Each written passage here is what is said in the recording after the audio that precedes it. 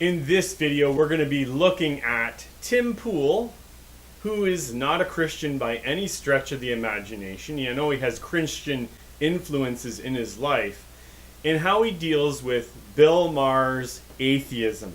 This is a great rant by Tim Pool about Bill Maher's atheism and his militant atheism. Bill Maher is a very opinionated atheist who very much despises Christianity. But let's give Tim Pool a listen in how he responds to Bill Maher's atheism. I think one large component is the Christian moral framework versus an absent moral framework. And what I mean by that is to go back to Bill Maher, the way I've described it in the past. Bill Maher is an atheist. He made the documentary Religulous, where he challenges, he asks people, he travels around trying to understand. Bill Maher will say he doesn't believe in God and his morality doesn't come from that, but his morality literally is based in the Bible. Not completely, not all of it. I'm not saying that, and I'm not saying you need to be religious because I'm not practicing religious in any way, any religion. What I mean is, why do we have the value of innocent until proven guilty? Because we were raised by a culture that valued that. If you were raised in a different culture on the other side of the planet, they would not have the same value. In fact, there have been many countries that have said the inverse. It is better that 10 innocent people suffer than one guilty person escape. We in the United States hold an inverted view of that.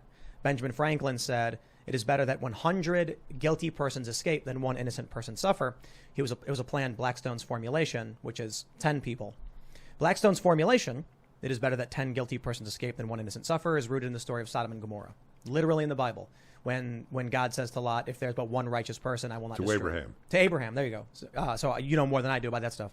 But I read about this because I wanted to understand, why do we have these values in this country? And so I read about the Fourth and Fifth Amendment. I read about the presumption of innocence. I read some of the writings from the Founding Fathers and their views on it, Benjamin Franklin. I read the praise for Blackstone's formulation. And then I discovered his formulation was rooted in the Bible. And I said, that's fascinating.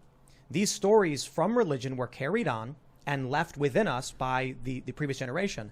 Now people like Bill Maher say they don't believe in any of that stuff, not realizing he would have never known of that concept were it not passed down to him.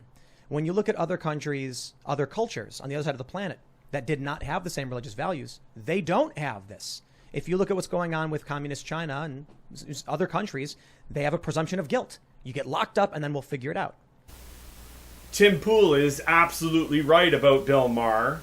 He hates Christianity, but he refuses to see that most of his ethics actually come from a Christian worldview.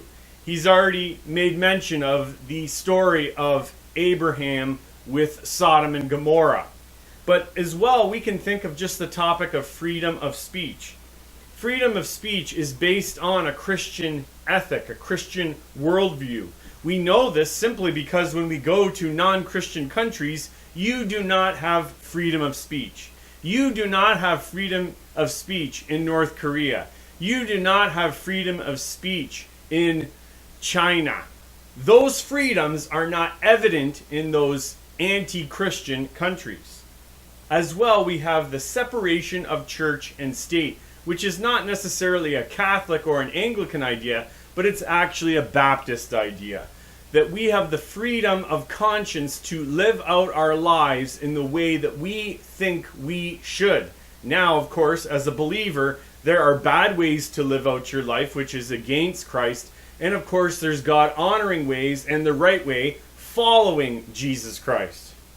Even just steering back and looking at the country that I'm in, the country of Canada, where we often celebrate our universal health care, the idea of universal health care was rooted in God's Word. It was started by a Baptist minister who people fail to recognize.